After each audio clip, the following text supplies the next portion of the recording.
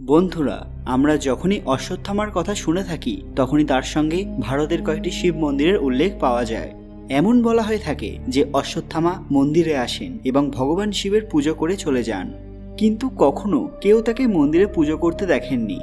কিন্তু আমাদের ভারতবর্ষে এমন কিছু জায়গা আছে যেখানকার স্থানীয় বাসিন্দারা এটা মনে করেন যে তারা অশ্বত্থামাকে মন্দিরে পুজো করতে দেখেছেন।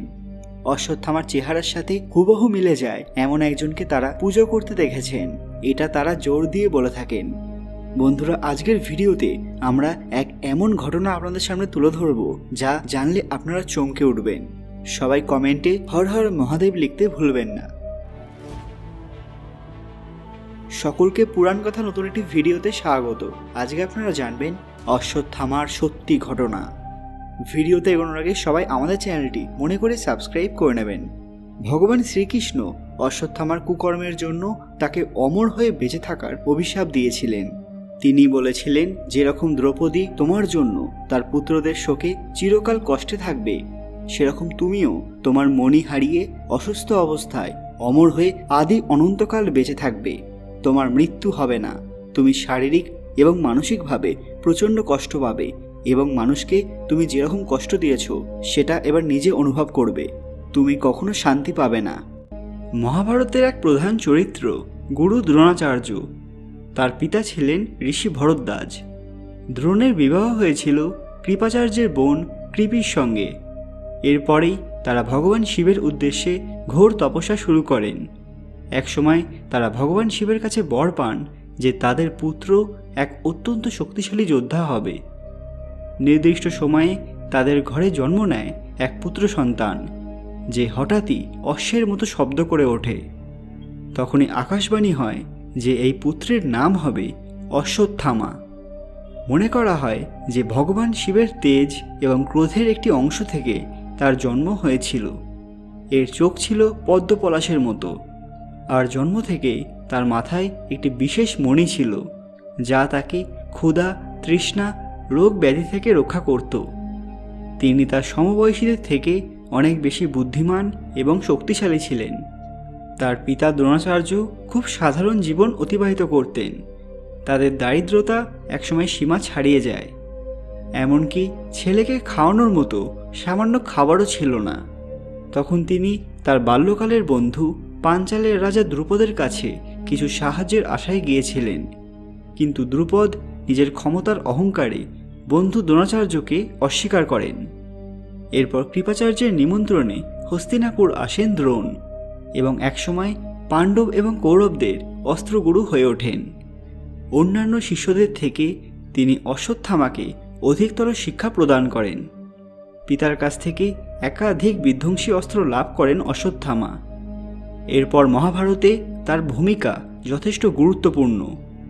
কৌরব পক্ষের হয়ে যুদ্ধে এক বড় অবদান রাখেন তিনি।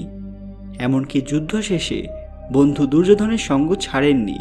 তাকে শান্তি দিতে নিজে হত্যা করে বসেন পঞ্চপাণ্ডবের 5 সন্তানকে। এমনকি ধৃষ্টদ্যুম্ন, শিখণ্ডী এবং অন্যান্য পাণ্ডব বীরদের হত্যা করেন। কৃপাচার্য এবং কৃতবর্মা তাকে এই কাজে মানা করেছিলেন, কিন্তু তিনি এই নিষ্ঠুর কাজ করতে পিছিয়ে যাননি। এরপর পাণ্ডবদের বংশকে সম্পূর্ণরূপে নির্মূল করতে তিনি ব্রহ্মশির অস্ত্র প্রয়োগ করেন, যার ফলে উত্তরার গর্ভে সন্তান নষ্ট হয়। পরে শ্রীকৃষ্ণের দ্বারা অমরত্বের অভিশাপ পান, এমনকি নিজের মাথার মণিটিও হারান। ফলে বোঝাই যাচ্ছে যে সেই তেজস্বী এবং পরাক্রমশালী যোদ্ধা, যার বীরত্বের অভাব ছিল না, অধর্মের সঙ্গ দিয়ে শেষ পর্যন্ত এক শাপিত জীবন লাভ করে, যা থেকে আমরা বুঝতে পারি যে অত্যাধিক ক্রোধ এবং অহংকার কারোর জন্যই ভালো নয়। এর ফলে সব তেজ নষ্ট হয় এবং জীবন অভিশাপের মতো হয়ে যায়। যারা ব্রাহ্মণকুলে জন্মগ্রহণ করে এবং একই সঙ্গে ক্ষত্রিয় ধর্ম পালন করে তাদেরকে ব্রহ্মক্ষত্রিয় বলা হতো। গুরু দ্রোণ এবং অশ্বত্থামা ছিলেন এইরকমই ব্রহ্মক্ষত্রিয়।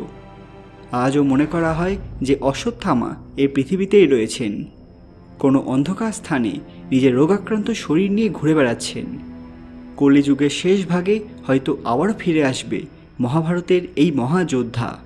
বন্ধুরা, আপনারা জানলে হয়তো আশ্চর্য হবেন যে অশ্বত্থামা আজও ভারতের বিভিন্ন শিব মন্দিরে আসেন এবং নিজের কষ্ট দুঃখ লাঘব করার জন্য ভগবান শিবের পুজো করে থাকেন। অশ্বত্থামাকে যেসব ব্যক্তি দর্শন করেছেন তাদের মধ্যে প্রথমেই নাম আসে পৃথ্বীরাজ চৌহানের। পৃথ্বীরাজ চৌহানকে অশ্বত্থামা দর্শন দিয়েছিলেন এবং তাকে বাণ চালানো শিখিয়েছিলেন। অনেক ক্ষেত্রে শোনা যায় যে তার কাছ থেকে শব্দভেদী বাণ শিখেছিলেন পৃথ্বীরাজ, যার ফলে তিনি অনেক যুদ্ধে জয়লাভ করেছিলেন। বর্তমান যুগের একজন রেলওয়ে কর্মচারী এমন কথা বলেছেন যে তিনি নওশারীর জঙ্গলে তাকে দেখেছিলেন। তার উচ্চতা অন্তত 12 ফুট ছিল, ভয়ঙ্কর চেহারা এবং নীল চক্ষু বিশিষ্ট ছিলেন। এবার আমরা এমন একজনের কথা বলবো যার কথায় আপনারা বুঝতে পারবেন যে সত্যি এই যুগে অশ্বত্থামার অস্তিত্ব আছে। বর্তমান পাঞ্জাবের একটি জেলায় একজন আয়ুর্বেদিক ডাক্তার ছিলেন। তিনি ওই অঞ্চলের প্রসিদ্ধ ডাক্তার ছিলেন। একদিন হঠাৎ তার চেম্বারে একজন লম্বা চওড়া ব্যক্তি উপস্থিত হন, যিনি তার মুখ এবং পুরো শরীর একটি কম্বল দিয়ে ঢেকে রেখেছিলেন। তিনি এসে ডাক্তারকে গম্ভীর গলায় বললেন যে আমি শুনেছি আপনি খুব ভালো চিকিৎসা করেন, আপনি কি আমার এই ব্যথার চিকিৎসা করতে পারবেন? এই কথা বলে তিনি নিজের মুখ থেকে কম্বল সরিয়ে দিলেন। সেই মুহূর্তে তাকে দেখে ডাক্তার খুবই চমকে গেলেন, কেননা এর আগে কপালে এত বড় ঘায়ের চিহ্ন তিনি কোনো মানুষের দেখেননি। সেটা দেখে মনে হচ্ছিল যেন কপাল থেকে একটি মাংসের টুকরো কেউ খুবলে তুলে নিয়েছে। মানুষটির চোখ নীল বর্ণের ছিল। তিনি খুবই ভয়ঙ্কর চেহারার পুরুষ ছিলেন। এরপরেই তিনি আবার তার মুখ কম্বল দিয়ে ঢেকে নিয়েছিলেন। এক মুহূর্তের জন্য এই ঘটনায় ডাক্তার চুপ হয়ে গিয়েছিলেন, কিন্তু সম্বিত ফিরে পেয়ে তিনি ওই ব্যক্তিকে বললেন যে দয়া করে আপনি আরেকবার আপনার ব্যথা আমাকে দেখান। কিন্তু সেই ব্যক্তি সেখান থেকে উঠে বেরিয়ে চলে গেলেন।